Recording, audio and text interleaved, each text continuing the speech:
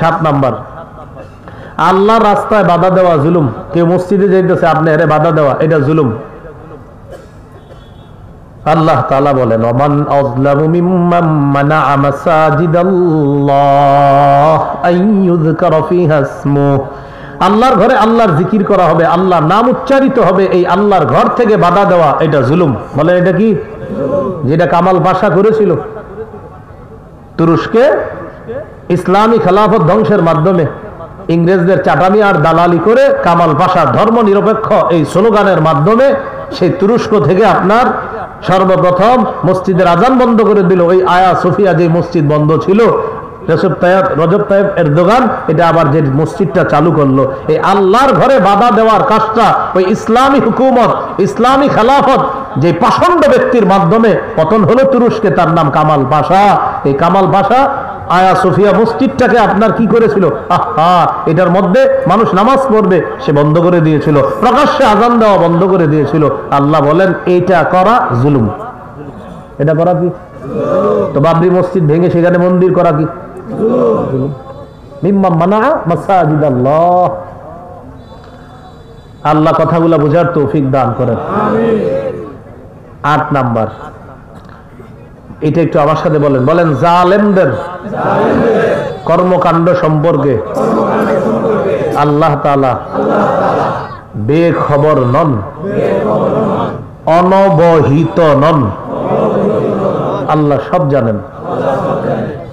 সূরা ইব্রাহিমের 42 নম্বর আয়াত থেকে আল্লাহ বলেন, ওয়ালা তাহসাবান্নাল্লাহা গাফিলান আম্মা ইয়ামালুয যালিমুন।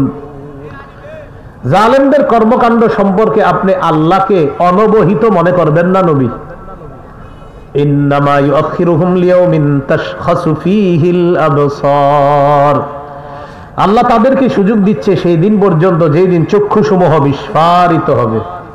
মুহতিঈনা মুকনিঈ রুউসিহিম, জালেমরা যেদিন দৌড়াতে থাকবে মাথাগুলা উপরের দিকে দিয়ে, লা ইয়ারতাদ্দু ইলাইহিম তরফুহুম, তাদের চোখগুলা নিজের দিকে আসবে না, চোখটা একটু নিচের দিকেও আসবে না। কেন? ভয়ে, যে একটু যে নিচের দিকে তাকাবে সুযোগ পাবে না, ভয়ে হ্যাঁ হ্যাঁ কি হলো কি হলো, এইভাবে দৌড়াতে থাকবে। ওয়া আফইদাতুহুম হাওয়া, তাদের অন্তর উড়ে যাওয়ার উপক্রম হবে। সূরা ইব্রাহিমের 44 নম্বর আয়াতে আল্লাহ বলেন, ওয়া আনদিরিন নাস ইয়াওমা ইয়াতিহিমুল আযাব। নবী আপনি মানুষকে সেই দিন সম্পর্কে সতর্ক করেন যেই দিন তাদের কাছে আযাব আসবে। ফায়াকুলুল লাযীনা যালামু রাব্বানা আখিরনা ইলা আজালিন করিব নুজিব দাওয়াতাকা ওয়া নাত্তাবি'ir রুসুল আওয়ালাম তাকুনু আকসামতুম মিন ক্বাবলু মা লাকুম মিন জাওয়াল। সেদিন জালেমরা বলবে, আল্লাহ একটু সুযোগ দেন, আপনার আহ্বানে সাড়া দিব, রসুলদের কথা মানব। এটার 2 ব্যাখ্যা। এক হলো মৃত্যুর সময়, মৃত্যুর যন্ত্রণা দেখে জালেমরা বলবে, আল্লাহ আরেকটু সুযোগ দেন, আমি দুনিয়াতে থাকি। আরেকটা ব্যাখ্যা হলো কিয়ামতের মাঠের ভয়াবহতা দেখে জালেমরা বলবে, আল্লাহ একটু দুনিয়াতে পাঠান না, সামান্য সময় থাকবো, আপনার আহ্বানে সাড়া দিব, রসুলদের কথা মানব। তখন আল্লাহ বলবেন, আওয়ালাম তাকুনু আকসামতুম মিন ক্বাবলু মা লাকুম মিন জাওয়াল। তোমরা কি ইতিপূর্বে শপথ করে বলো নাই তোমাদের লয় নাই, তোমাদের ক্ষয় নাই, তোমাদের কোনো ধ্বংস হবে না? তোমরা না শপথ করে বলতা, এখন আবার আমার কাছে কেন বলো যে আরেকটু সময় চাও, সুযোগ দেওয়া হবে না? তো জালেমরা অহংকার করে বলতো এটা কিচ্ছু হবে না। কত পরীক্ষা নিরীক্ষা চলে যে এই সমস্যা এই সমস্যা, আগুন লাগছে আল্লাহর গজব। এখন বলতেছে মনে হয় বিল্ডিং গুলাতে এই সমস্যা ছিল। এগুলা ভাও কথা। গজব আসলে এত কিছু খুঁজেন না, এটারে বাস বুঝবেন যে এটা গজব। শেষ। ভূমিকম্প হওয়ার পর গবেষণা করে নিচে এতটুকু অংশ হইলে মনে হয় ভূমিকম্পটা হইতো না, এতটুকু, এগুলা ভাও কথা। গজব আইলে ওইটা না আরো মজবুত হইলেও হবে গজব। গজবের পরে গবেষক বাইরে যায় দেশ, প্রচুর গবেষণা চলে।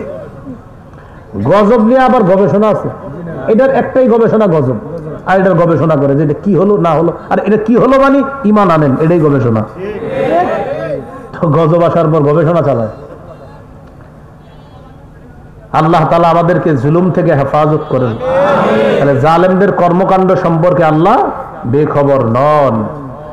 তো আল্লাহ বলে দেন ওই জালেমদেরকে ফালইয়াদহাকু কলিলা, নবী জানায় দেন সামান্য সময় তারা হাসুক, ওয়ালিয়াবকু কাসীরা জাযাআম বিমা কানু ইয়াকসিবুন, অনেক বেশি তারা কাঁদতে হবে তাদের কৃতকর্মের ফলাফল স্বরূপ। নিরীহ ফিলিস্তিনিদেরকে হত্যা করেছে আর হেসেছে, হাসতে দেন কিছু সময়, কাঁদাবো লম্বা সময়।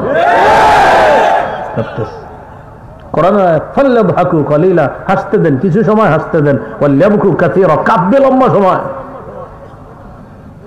কেন? জাযাআম বিমা কানু ইয়াকসিবুন, তাদের কৃতকর্মের ফল স্বরূপ কাঁদতে থাকবে। আগের দিনে ঘোষণা দিয়েছিল মধ্যপ্রাচ্যকে পুরা দুনিয়া থেকে নাই করে দিবে, আল্লাহ পরের দিনে নাই করা শুরু করে দিল। কিছু বুঝতেছেন? তাহলে কি জালেমদের কর্মকাণ্ড সম্পর্কে আল্লাহ সব জানেন। ঢিল দে ঢিল দে ঢিল দে। এইগুলো 8 নম্বর কথা। 9 নম্বর কথা বলেন মানবাধিকার। স্লোগানটা সুন্দর। স্লোগানটা কি? এই স্লোগানটা একদিক দিয়ে আমাদেরকে একদল খাওয়ায় যে মানবাধিকার রক্ষা করতে হবে, অন্য দিক দিয়ে হেলিকপ্টার বিমান থেকে ফিলিস্তিনের সুন্দর সুন্দর বাচ্চা শিশুগুলোর উপরে নির্যাতন চালায় আর স্লোগান দেয় মানবাধিকার। এবং কিছুদিন পরেও দেখবেন বলবে এই আগুনটার পিছনে কে রহস্য, না জানি কোন মুসলমানকে আপনার এটার মধ্যে বিপদে ফেলায় ওই দেশের উপর আবার জালেমরা জুলুম করা শুরু করতে পারে। গবেষণা অলরেডি চলতেছে যে এটা কার উপরে ফালান যায় দোষটা। তো মানবাধিকার স্লোগান একদিকে, কি স্লোগান? মানবাধিকার। অন্য দিক দিয়ে নিরীহ শিশুদেরকে হত্যা করা, একদিক দিয়ে হত্যা, আরেক দিক দিয়ে মানবাধিকার রক্ষা করতে হবে। এটা চূড়ান্ত ইত্রামি ছাড়া আর কিছু না। এই ব্যাপারে সূরা মাইদার 32 নম্বর আয়াতে আল্লাহ বলেন, মান কাতালা নাফসাম বিগাইরি নাফসিন আও ফাসাদিন ফিল আরদ ফাকান্নামা কাতালান নাস জামিআ, যে ব্যক্তি কোনো মানুষকে অন্যায়ভাবে হত্যা করলো সে যেন সারা পৃথিবীর সব মানুষকে হত্যা করলো। ওয়ামান আহইয়াহা ফাকান্নামা আহইয়ান নাস জামিআ, কেউ যদি কোনো মানুষের জীবন রক্ষা করে সে যেন সমস্ত মানুষের জীবন রক্ষা করলো। তাহলে 9 নাম্বার কি শিখলাম? মানবাধিকার স্লোগান দিয়ে নিরীহ মানুষকে হত্যা করা, এটার নামও জুলুম, এটার নাম মানবাধিকার না, এটা মানবাধিকার লঙ্ঘন করা। মানবাধিকার লঙ্ঘন করে মানবাধিকার রক্ষার স্লোগান, এটা পুরা দুনিয়াবাসীর সাথে মুনাফিকি করা আর ইতরামি করা ছাড়া কিছু না। তাহলে বলেন মানুষ হত্যা করা কি মানবাধিকার রক্ষা না লঙ্ঘন? এটা কি ন্যায় না জুলুম?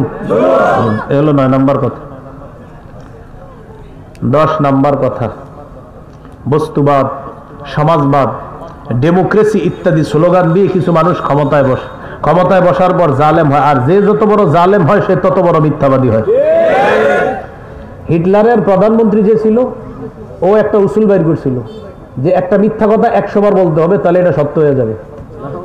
হ্যাঁ, 100 বার, যে একটা মিথ্যা 100 বার বলো বা সত্য হয়ে যাবে।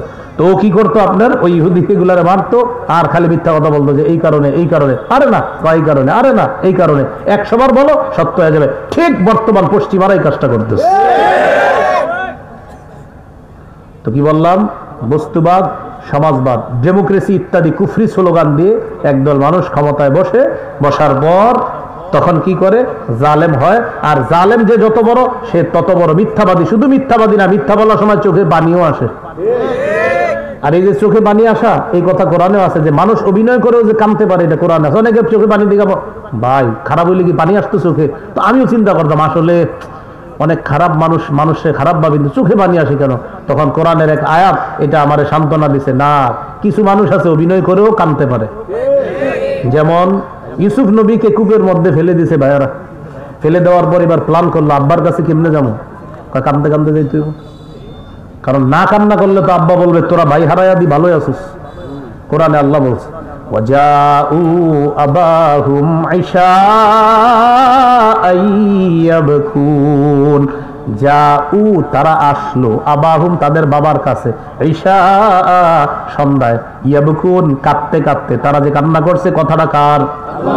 এর মানে মিথ্যা কান্নাও যে মানুষ করতে পারে দলিল কোরআনে আছে। অভিনয় করে কাঁদছে, দেখেন অভিনয় করে কি করছে, কাঁদছে।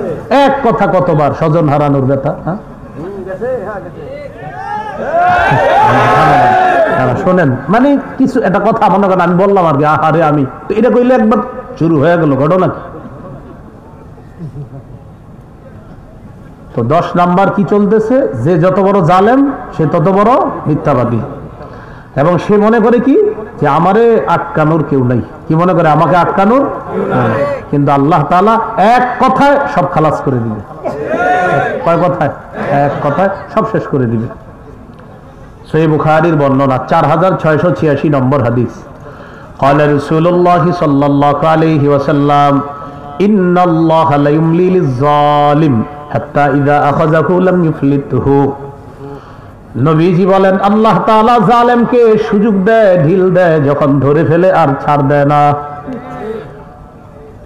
এবার নবী কোরআনে একটা আয়াত তেলাওয়াত করলেন, ওয়াকাযালিকা আখযু রাব্বিকা ইযা আখাযাল কুরা ওয়া হিয়া যালিমা। আপনার রবের পাকড়াও এমন, যখন তিনি কোন জালেম এলাকা সম্প্রদায়কে ধরেন তার পাকড়াওটা এমনই হয়। ইন্না আখযাহু আলীমুন শাদীদ। রবের পাকড়াও আলীমুন পীড়াদায়ক, শাদীদুন কঠিন পীড়াদায়ক, যন্ত্রণাদায়ক। এমন পীড়া যে পীড়া আর যন্ত্রণা না কাউরে বলতে পারে না সইতে পারে, তখন যারে তারে ফোন দিয়ে বলবে আমার এই সমস্যা এই সমস্যা। আপনি আজকে ফোন নাম্বার খুঁজেন কোন জালেমের, খুঁজে একটু ফোন দিয়ে বলেন, হ্যাঁ দেখবেন কথা বলে, আপনার সাথে কথা বলুন, এবার এটা কালকে আপনার ফ্লাশ হবে। তাহলে জালেমের আল্লাহ যখন ধরে পীড়াদায়ক হয়, পীড়াদায়ক, যন্ত্রণা। 10 নাম্বার। 11 নাম্বার গুরুত্বপূর্ণ আলোচনা। 11 নাম্বার বলেন জালেমের 2-4টি ভালো কাজ দেখে তাকে প্রশংসায় ভাসিয়ে দেওয়া যাবে না, তার প্রতি ঝুঁকে পড়া যাবে না। এটা গুরুত্বপূর্ণ কথা। আমরা জালেমের 2-4টা ভালো কাজ দেখে আর বলি হ্যাঁ এটা করছে ওইটা করছে, কিন্তু জালেম।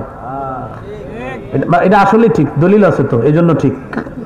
সূরা হুদের 113 নম্বর আয়াতে আল্লাহ বলেন, ওয়ালা তারকানু ইলাল্লাযীনা যালামু ফাতামাসসাকুমুন নার।